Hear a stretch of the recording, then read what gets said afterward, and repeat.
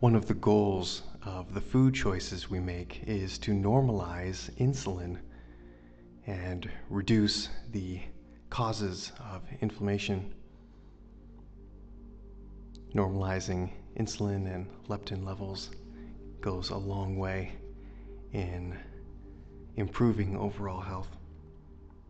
By simply choosing to consume more healthy and organic foods daily, you will automatically begin to crowd the unhealthy foods out.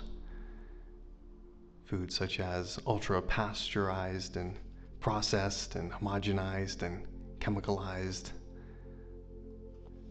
various things that we have inaccurately called food, but have been created mostly to produce unhealthy addictions and high profit margins. The dietary process of healing virtually every major disease, from cancer to diabetes to heart disease, has at its core the same basic approach: get more of the good and less of the bad. This simple tactic will improve your quality of life even if you are already healthy. The challenge is discerning the goal, which is what is good and what is bad, knowing the difference in all of our lifestyle choices. With the dawn of the information age and the birth of the internet, the wisdom of the ages became more readily available, but sadly so did the sneaky lies of greedy food and drug companies, reinforced by fake science and doctored statistics. One of the best strategies for improving our health is to choose the highest quality water and foods available,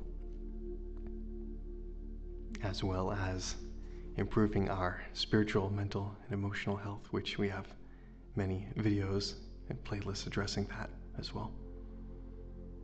We want to eat a wide variety of whole and organic foods, like low lectin vegetables such as organic chicory, cabbage, raw beets, and herbs, and low glycemic fruits such as organic berries, coconut, avocados.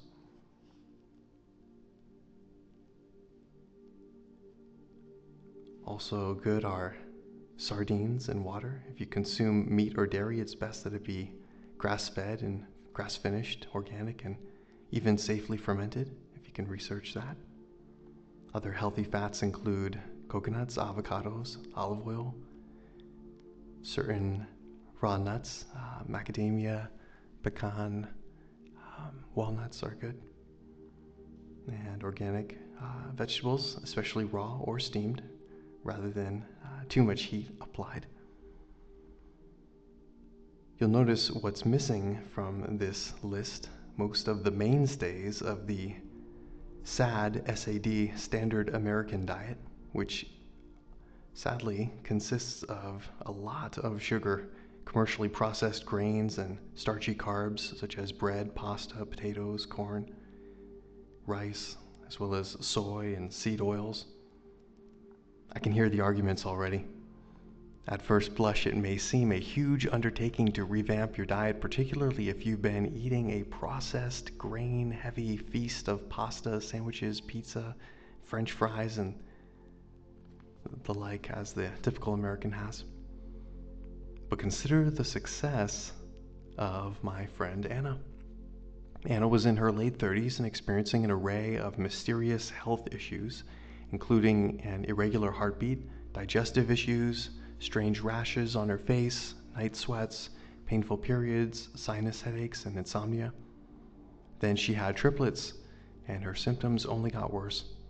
Anna's doctor suggested some supplements for her, but they didn't provide any noticeable relief. When Anna took it upon herself to give up her reliance on grains and eat primarily vegetables and high-quality fats, all her ailments cleared up, even when she had 3 infants to care for. In addition, she lost weight, dropping several dress sizes, built muscle, radically increased her energy, and slept better than ever. When her husband asked if she missed pizza, Anna listed the benefits she's experienced to communicate that no, she didn't miss the bloating, belly fat, and laundry list of symptoms in the least. Spending time nurturing yourself doesn't have to mean working hard and sweating bullets. I see it instead as a type of pampering. Choosing to take control of your health can take milliseconds. Executing that choice may take longer, but time and effort aren't necessarily joined at the hip. When you're empowered to choose the foods that help your body run as it was designed to run, your body will reward you with a level of vitality that requires little to no effort to maintain, particularly compared to the time and energy you once had to spend on managing or suffering through problematic symptoms. As it has been said, an ounce of prevention is worth more than a pound of cure.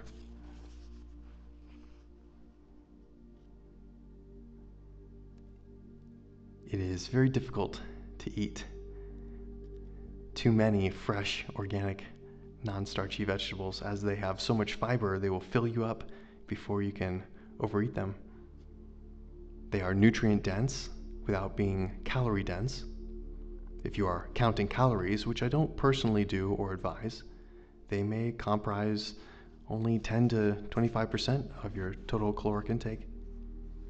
Nearly everyone would benefit from eating more low lectin vegetables to increase the amount of soluble fiber, vital phytonutrients, and potassium, which counters the sodium in highly processed foods. Emerging evidence suggests that we have been largely potassium deficient as a culture. Although sodium is often blamed for hypertension, we are now beginning to see that hypertension is caused by too much low-quality sodium as one of its main causes. Much like the toxic-laden regular table salt, and by not getting enough potassium. Your body needs potassium not only to help regulate blood pressure, but to maintain proper pH levels in your body fluids. Some food sources of potassium are avocado, crimini mushrooms, broccoli, Brussels sprouts, celery, romaine lettuce. Remember this important principle: vegetables are generally good, but not all vegetables are created equal. For example, increasing your vegetable intake with salads is a good start, but iceberg lettuce has minimal nutritional value. Red and green leaf lettuce, provided that they're organic, along with romaine lettuce and various other greens, especially in the chicory family, are far more nutritious options. Remember, the greener or darker the vegetable, often the more nutritious it will be. It's also important to eat primarily non-starchy vegetables, because the high starchy vegetables, just like processed grains, corn, rice, and flours, etc., convert into glucose quickly once you eat them, which then triggers your body's release of insulin. And remember, one of the goals in attaining optimal wellness is healing insulin resistance. Additionally, finding organic vegetables is important. Your absolute best bet is to try to locate organic vegetables that have been grown locally without pesticides and harmful chemicals, rather than those that have been shipped from across the country or overseas.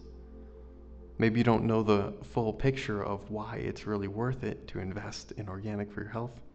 USDA organic farmers and many small local organic farms working without certification, which can be expensive to acquire, must use different standards when growing vegetables. These standards include restricted use of pesticides, synthetic fertilizers, sewage sludge, genetically modified organisms or GMOs, ionizing radiation, and such.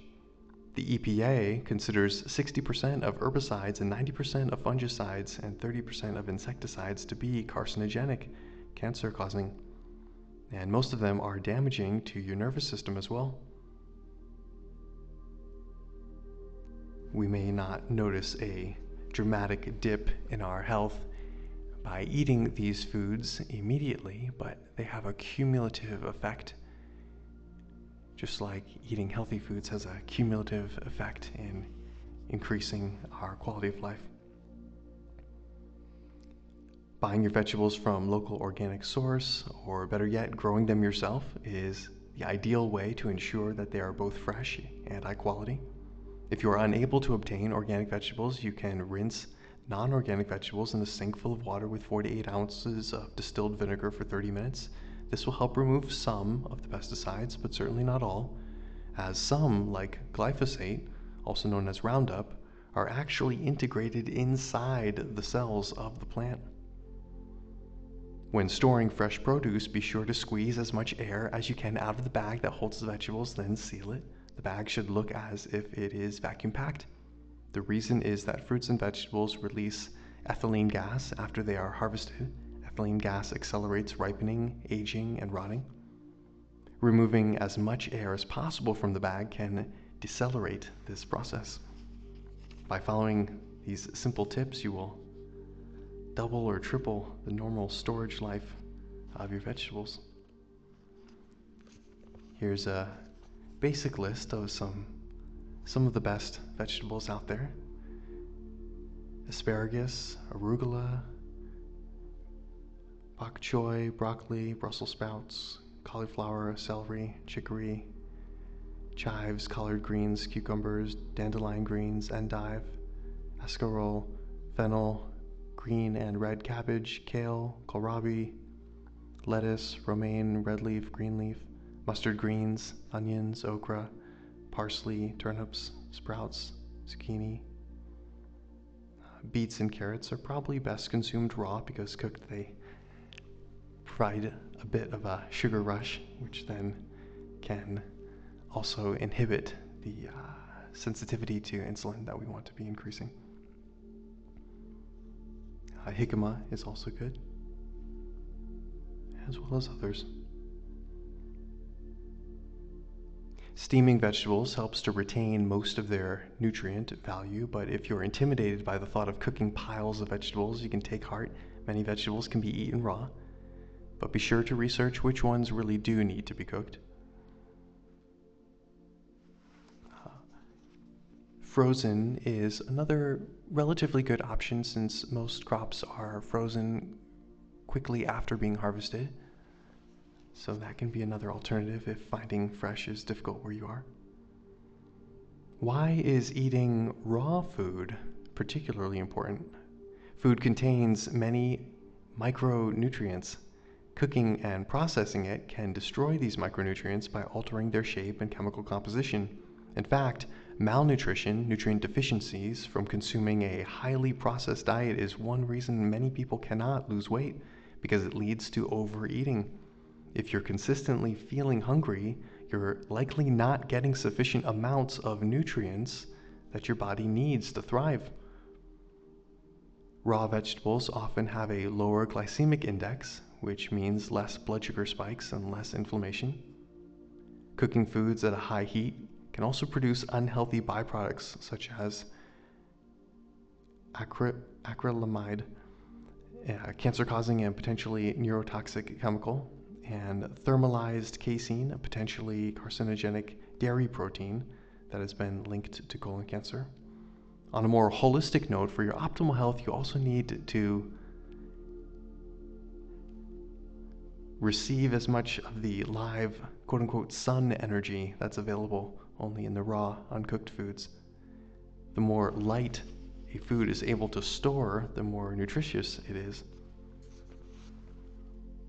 While you can and should absorb the sun's healing energy directly on your skin without sunscreen, especially 2 hours before or after bathing or showering, you can also receive some of the sun's benefits via your food, especially organically fresh grown vegetables, which store in the form of biophotons.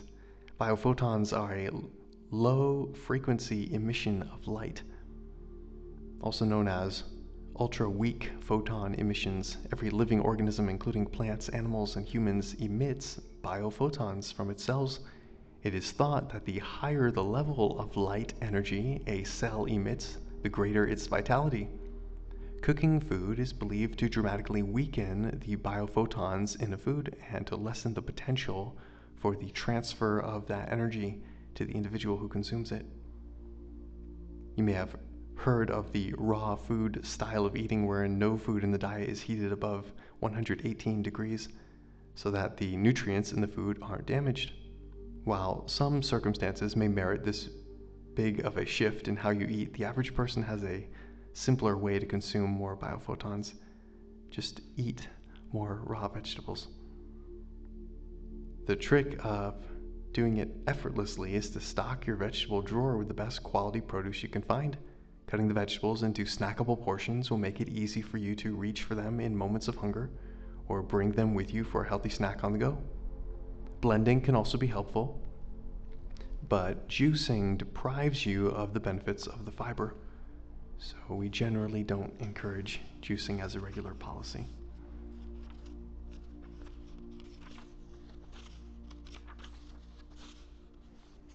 Fermented vegetables offer two benefits in one package. They are a great way to consume more vegetables, and they deliver a healthy amount of beneficial bacteria that promote digestion and immunity. Experts now believe that the ecosystem in your gut, on your skin, and throughout your body is one of the most complex on the planet. The type and quality of the foods you eat, by increasing the beneficial bacteria in your gut system, have an enormous influence on your health. One famous physician in history said that all disease begins in the gut. Eating fermented foods is one of the simplest and least expensive strategies to increasing beneficial gut bacteria. Cultured foods, such as yogurt and some cheeses, sauerkraut, are good sources of natural, healthy bacteria, provided they are not pasteurized, which means that you'll probably have to be making them on your own at home. But a little research can get you on your way, and you will notice amazing health benefits as you add a little bit to your diet every day. I'm a major proponent of fermenting vegetables at home. It's fairly easy and fun, and extremely cost-effective hobby. Fermented vegetables can provide your body with the same number of good bacteria as an entire bottle of high-potency probiotics at a fraction of the cost. You can purchase probiotic supplements for $20 a bottle or even $100 a bottle for some brands, but you can get the same benefits from fermented vegetables for a much smaller amount of money and a little bit of your time. If you are not used to eating fermented vegetables, it's best to start slowly, as with many changes. So you will detox your body gradually with less side effects. Work your way up a little at a time, a few teaspoons per day. Also beware of purchasing fermented foods at your local supermarket, as many are pasteurized, a process that negates many of the intended benefits by cooking out and killing a lot of the healthy probiotics.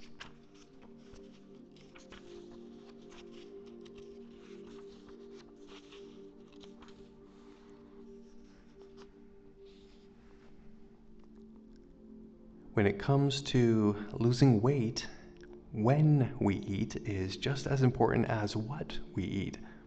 Breakfast really may not be the most important meal of the day, and it could be adding to your insulin resistance and weight problems. Eating only during an 8 to 10 hour window each day will help you burn fat and dramatically improve many markers of good health. Experiment with skipping breakfast. and getting some exercise while in a fasted state. At the time of this recording, 2/3 of Americans are overweight, and typically at any given time, more than 75 million are on diets seeking to lose weight. Sadly, over time, most of those diets fail, and many people actually gain more weight than they lose. The problems with carrying excess weight are more than simply aesthetic. At the root of obesity is a metabolic dysfunction, namely insulin and leptin resistance. This develops as a result of consuming too many sugars and grains and ultra-processed foods and toxins, which then trigger the body to hold on to more weight. Weight gain is not exclusively due to excess calorie intake. Weight gain is also part of the body's defense mechanism in isolating and quarantining toxins. When we're taking in too many, the body will produce fat cells to store and imprison toxins within. And so you may not necessarily be experiencing a battle with obesity due to excess caloric intake. It may also be the low quality and high toxic levels of the food, water, air that you're taking in, and so your body can be producing excess fat cells to store those toxins as a defense mechanism against your critical organs being damaged. So health is a multifaceted field: spiritual, mental, emotional, physical, etc. These metabolic disorders go hand in hand with many of the chronic diseases that have plagued Americans in record numbers in just the past century, including diabetes, heart disease, high blood pressure, dementia, cancer, etc. It has gotten to the point that 1 in 5 American deaths is associated with obesity, according to a 2013 Columbia University study.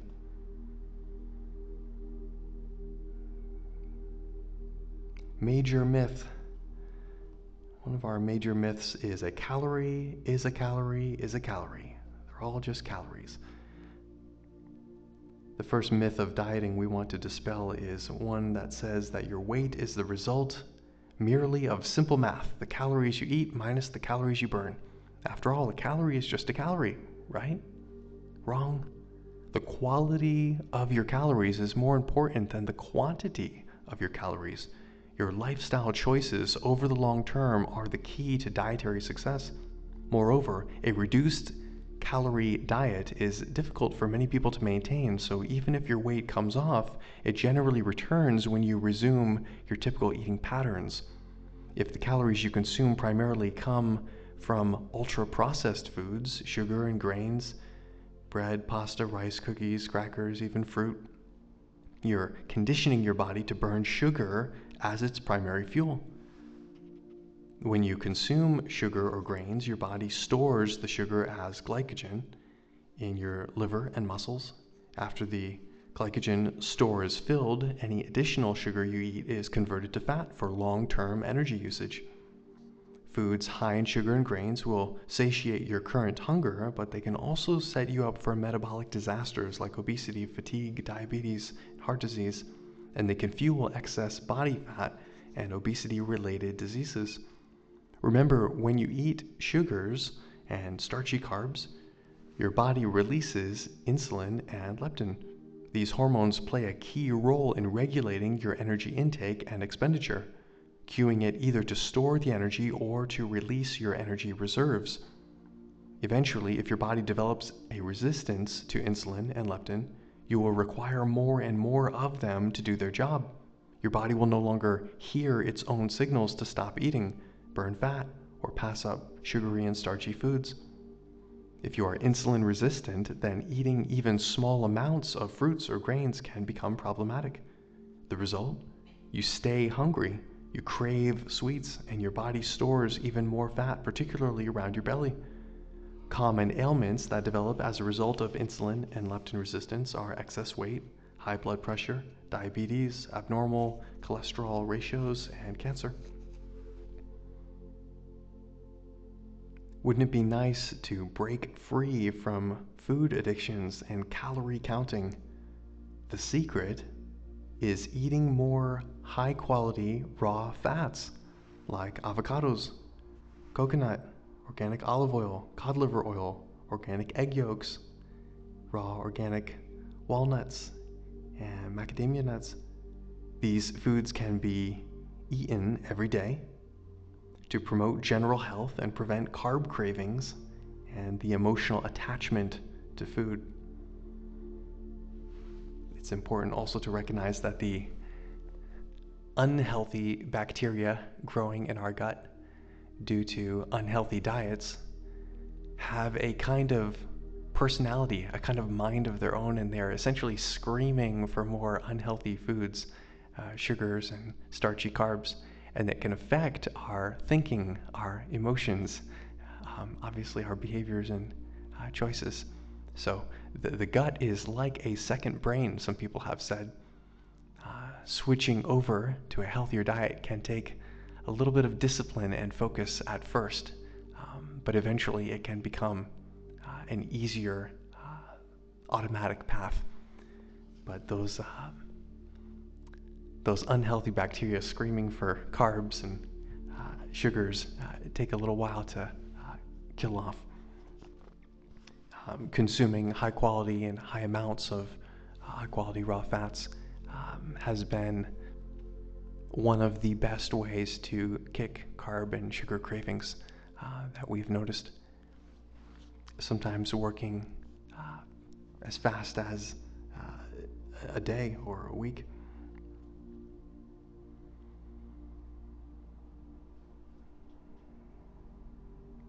Our bodies can burn either sugar or fat for fuel. This brings us to the major myth number 2, that high fat diets are bad for you. That fat is bad, right? Many of us have heard that due to multi-million-dollar propaganda campaigns from big food and drug industries. Some of us have weeks worth of fat stored to burn as fuel, but nearly all of us have only about 12 hours of sugar to burn. After that 12-hour window, your glycogen stores become depleted. When you eat regularly throughout the day, 3 meals a day and snacks in between, your body's glycogen stores are never fully emptied, and your body learns to rely on sugar as a constant primary fuel. You likely feel a frequent and urgent hunger to replace your sugar stores because your body requires regular fuel. And if you can't access your fat stores, then you need to rely on using sugar as a fuel. Your body has essentially forgotten how to burn fat because it simply has no need to do so when you are in constant feast mode and frequently refilling your glycogen stores. One of the ways you can teach your body to start burning fat is to eat substantially more high-quality raw fats, like we've just discussed. Avocados, coconut, organic olive oil, cod liver oil, organic egg yolks, walnuts, macadamia nuts, etc. In fact, even though this may sound heretical, if you are in insulin and leptin resistance, you could healthfully get as much as 50 to even 75% of your daily calories from healthy fats. While this may sound like a lot, consider that fat tends to be very high in calories. The idea is based on exciting research done by Dr. Thomas Seyfried and his work in the treatment of intractable seizures and cancer. The first step to teaching your body to make the switch from burning sugar as a primary fuel source to burning fat as your primary fuel source is to change the types of food you eat. Once you start to get the majority of your daily calories from vegetables and healthy fats, you will gently remind your body how to burn fat as a fuel, and over a short time you will regain this important ability. But when we eat is just as important as what we eat. Which brings us to major myth number 3. eating breakfast helps you lose weight. Breakfast is the most important meal of the day, right? Once again, another multi-million-dollar propaganda campaign pushed upon us for years and years. Not about our health, more about making money for the food and drug companies. If cutting calories and exercising are the first and second commandments of weight loss, supposedly, then eating breakfast has to be the third. Many misguided so-called health experts have long preached that breakfast is the most important meal of the day. But is it? Let's start with the typical breakfast foods generally consumed: waffles, cereal, toast, muffins, bagels, donuts, and breakfast sandwiches. Not to mention highly processed breakfast meats, especially pig meat, which is its own health disaster waiting to happen. These are all highly processed grains and loaded with sugars. These are some of the absolute worst foods you can eat for any meal, especially if you want to lose weight. Is breakfast even necessary? More and more studies are now showing that the best breakfast may be none at all. Let's look at the evidence. A 2013 report published in the American Journal of Clinical Nutrition found that only a handful of rigorous clinical studies had even looked at breakfast's role in weight loss and maintenance. And those studies found either that skipping breakfast had no effect on weight gain, or that people who partook of a morning meal ended up consuming more calories than people who didn't. Skipping breakfast can lead to weight loss and promote health, as counterintuitive as that may seem. Hunger is a basic human drive that can't be easily suppressed, and anyone attempting to start serious calorie restriction is virtually guaranteed an arduous battle. Fortunately, recent research suggests that intermittent caloric restriction, short periods of abstaining from food, known as intermittent fasting, appears to provide health benefits similar to those associated with longer-term fasting, more continual calorie restriction. One of the best things about this way of eating is that you're not supposed to starve yourself. You're not required to restrict the amount of food that you eat at all. Just choose healthy foods and minimize starchy carbs and sugars, processed foods, and replace them with healthy fats. And one of the easiest ways to incorporate intermittent fasting into your life is to create a habit of skipping or delaying breakfast until you are eating all your food in an 8 to 10 hour window every day, and then fasting the rest of the hours of the day. Avoiding food for long stretches during the day requires discipline, while nighttime fasting obviously doesn't when you're sleeping. Breakfast also tends to be one of the most solitary meals of the day, the one you typically eat on the run and that you, in terms of socialization or relaxation, enjoy the least. So it may be the easiest one to skip. Perhaps the time saved each morning could be used for prayer or scripture reading to promote spiritual health as well. It will require some focus, especially at the beginning, to reach this 8 to 10 hour window of consuming your calories, because until your body shifts to fat burning mode, you will still have the sugar and carb cravings. However, once you are adapted to burn fat as your primary fuel, you can easily go 14 to 16 hours and not be hungry. So now you are not on a diet, quote unquote, but on an effective lifestyle modification that you can effortlessly follow for the rest of your life, because you can cycle between feast and famine modes, as our bodies were designed to do. Giving your body a break from the challenging work of digesting food so that it can focus on cleaning out toxins and healing, regenerating, as opposed to the sadly common way that Americans have been living for a long time of just feeding ourselves frequently all throughout the day and missing out on the healthy and regenerative detoxing benefits of a little bit longer term fasting by keeping our eating window to an 8 to 10 hour period throughout the day. Omitting breakfast, therefore, will make it easier for you to control your food cravings and hunger throughout the day. This is an excellent strategy to eliminate cravings for sugar and junk foods. I remember sharing this secret with a friend who had gained 30 pounds after she'd had her child 7 years earlier. Despite many attempts to lose the weight, she, like so many others, had been unsuccessful. One day, I asked her if she would ever consider using my best strategy for losing body fat, this type of intermittent fasting. She agreed and began. Within several months, she had lost the 30 pounds. And here is the key: she did it effortlessly, with no cravings, and without any specialized products or pills to buy.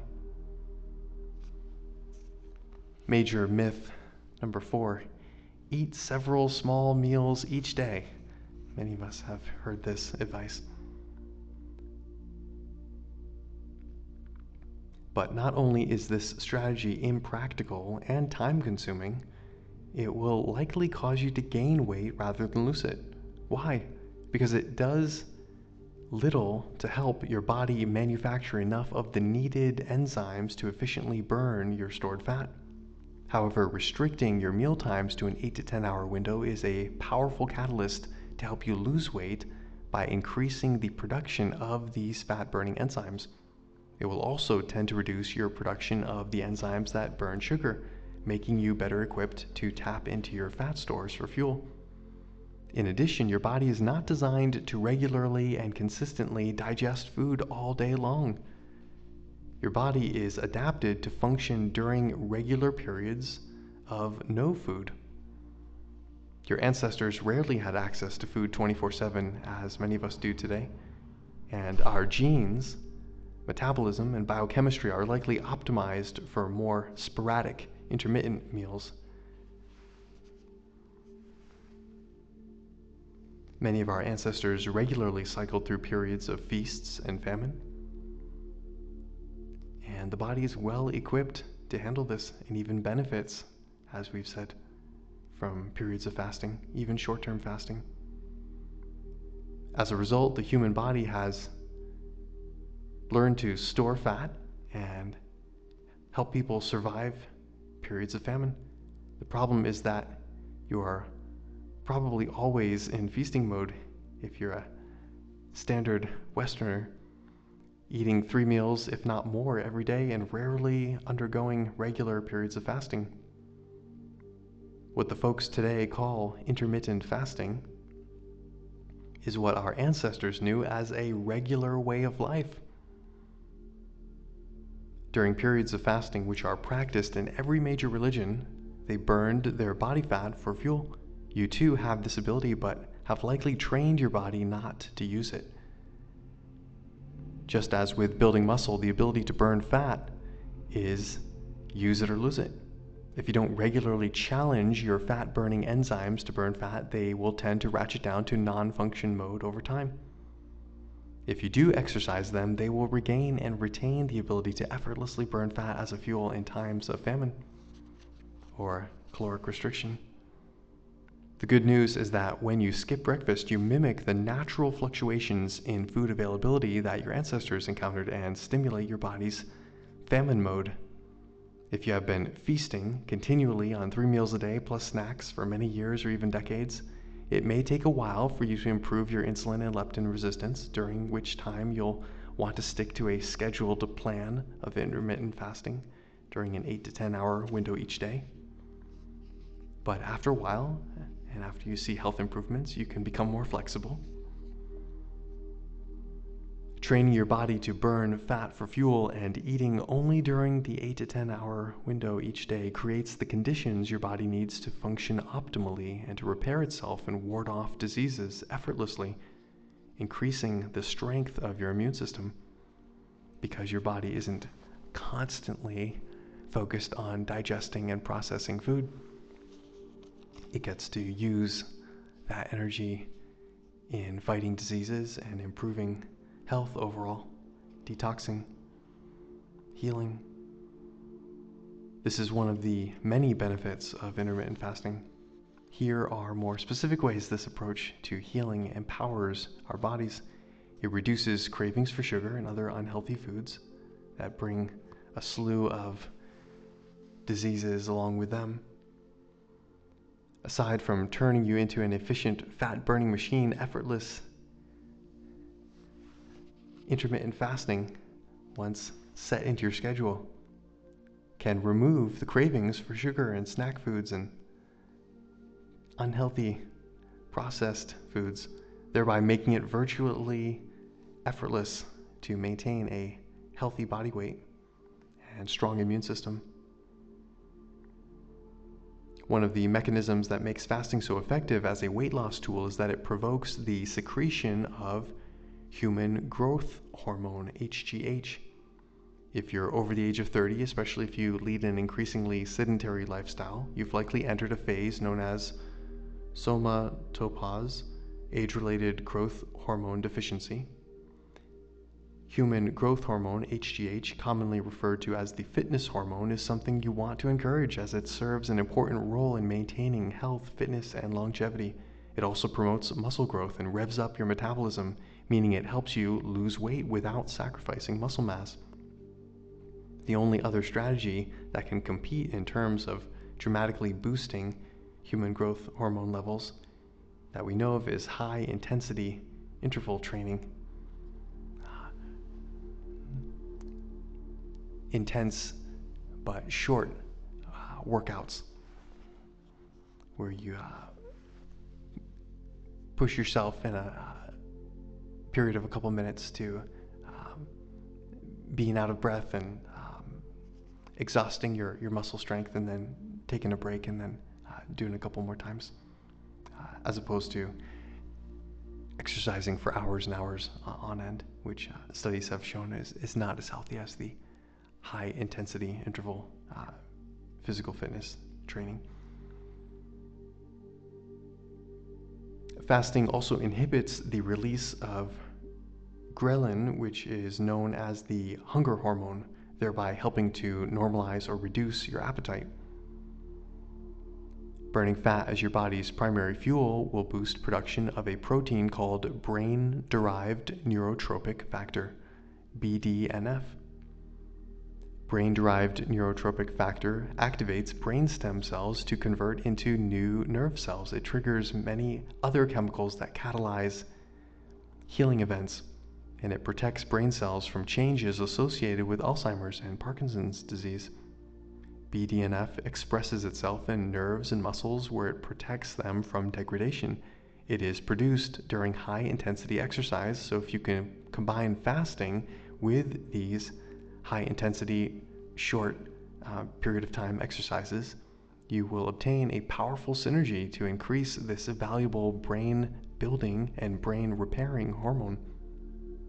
BDNF is actively involved in both your muscles and your brain. That cross-connection helps explain why a physical workout can have such a beneficial impact on your brain tissue, and why the combination of intermittent fasting with high-intensity exercise appears to be a particularly potent health-boosting combination. Recent studies have found compelling links between fasting and reduced heart disease. A 2012 study with a large percentage of Mormon participants who are encouraged to fast 1 day a month found that those who fasted regularly had a 58% lower risk of heart disease compared with those who never fasted.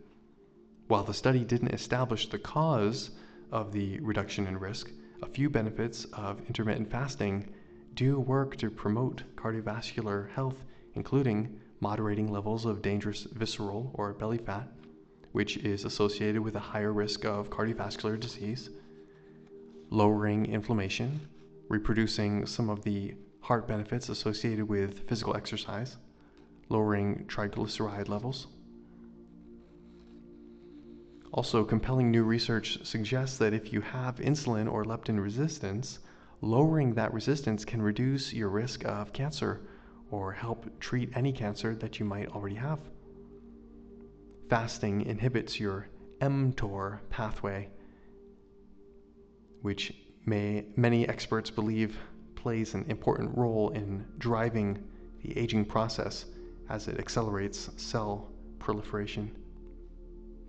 mTOR, lowercase m and then capital T, capital O, capital R, is an ancient biochemical pathway that scientists discovered recently when they were researching how a cancer drug, rapamycin, worked. The name mTOR is actually derived from that cancer drug, mammalian target of rapamycin. By inhibiting the mTOR pathway, intermittent fasting slows down the rate of growth and thus aging of cells, thereby promoting longevity and overall health. Intermittent fasting also encourages longevity by decreasing the accumulation of oxidative radicals in cells, thereby preventing oxidative damage to cellular proteins, lipids, and nucleic acids associated with aging and disease. Fasting induces a cellular stress response similar to that induced by exercise, in which cells upregulate the expression of genes that increase the capacity to cope with stress and resist disease and aging. When you incorporate intermittent fasting into your life regularly, an other phenomenal side effect will occur. It will radically improve the beneficial bacteria in your gut, which play an enormous role in how healthy you are and how strong your immune system is. Supporting healthy gut bacteria is one of the most important actions you can take to improve your health overall. It radically reduces your risk of getting coughs, colds, flus, and other infections. You will sleep better, have more energy, enjoy increased mental clarity, and concentrate better. Essentially, every aspect of your health will improve as your gut flora becomes balanced.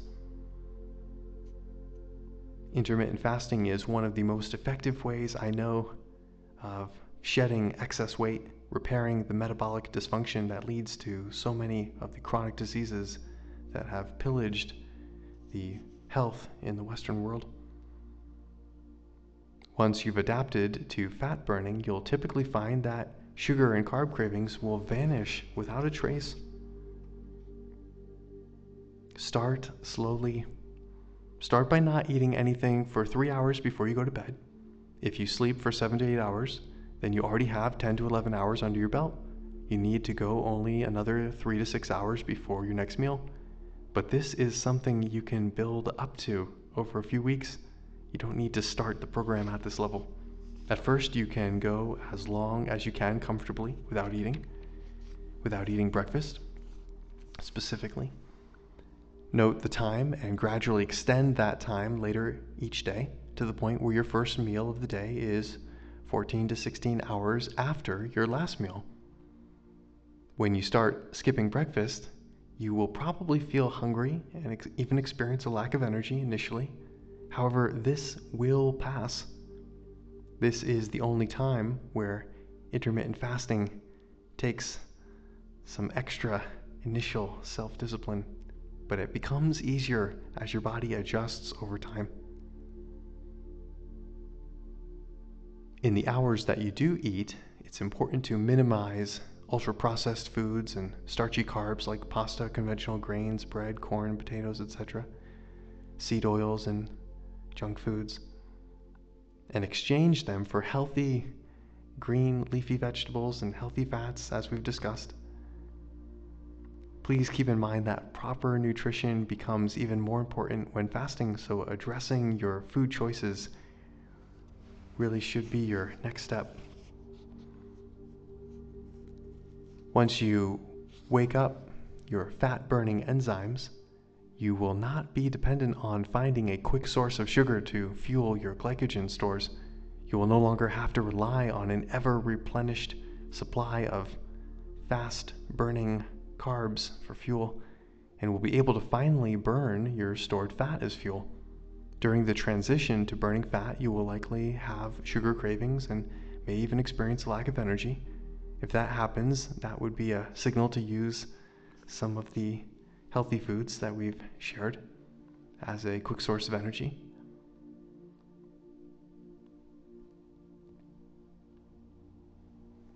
If you develop any hypoglycemic tendencies, such as headaches, weakness, tremors, or irritability, you can address them by having a couple of the foods we've already mentioned on hand, ready to go.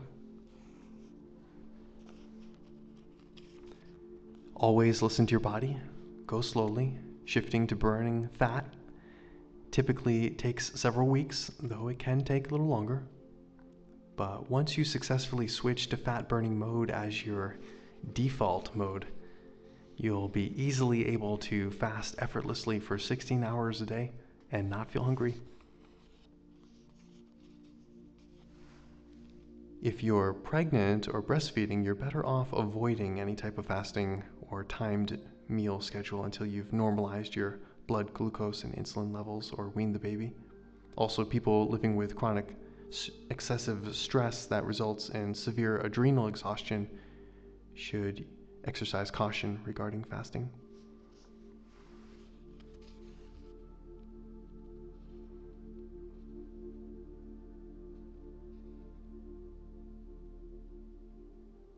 Intermittent fasting offers a host of benefits on its own, but a simple way to amplify them further is to exercise while you're in the fasted state. Here's how it works. Your body's fat-burning processes are controlled by your sympathetic nervous system, SNS, and your sympathetic nervous system, SNS, is activated by both exercise and fasting. Eating a full meal, particularly carbohydrates or processed foods, before your workout inhibits your SNS and reduces the fat-burning effects of your exercise. Eating lots of carbs also activates your parasympathetic nervous system, PNS, which promotes energy storage, the opposite of what you're aiming for. On the other hand, the combination of fasting and exercising essentially forces your body to shed fat. You will likely want to avoid working out while fasting initially, but working out in a fasted state eventually is very effective because your body has a preservation mechanism that protects your active muscle from wasting itself. So if you don't have sufficient fuel in your system when you exercise, you're going to break down other tissues, but not the active muscle. That is, the muscle being exercised. On the days that you work out while fasting, you should eat a recovery meal 30 minutes after your workout. That will limit any muscle loss and damaged tissues from your workout. Fast assimilating, high quality foods, as we've suggested already, are important. Once you are fat adapted, you can cycle between feast and famine modes effortlessly. So, in summary, we want to eat more healthy fats and less sugars and starchy carbs. We want to stop eating and drinking at least 3 hours before we go to bed. We want to delay our first meal of the day as long as we can, work up to at least noon. We want to restrict consuming calories to an 8 to 10 hour window each day, at least until we reach our healthy weight goals, at which time we can continue or be more flexible if we choose. We want to consider exercising while fasting to improve muscle regeneration and repair and fat burning. And once your body kicks the carb cravings and adapts to fat burning more efficiently, you can cycle effortlessly once again between feast mode and famine mode.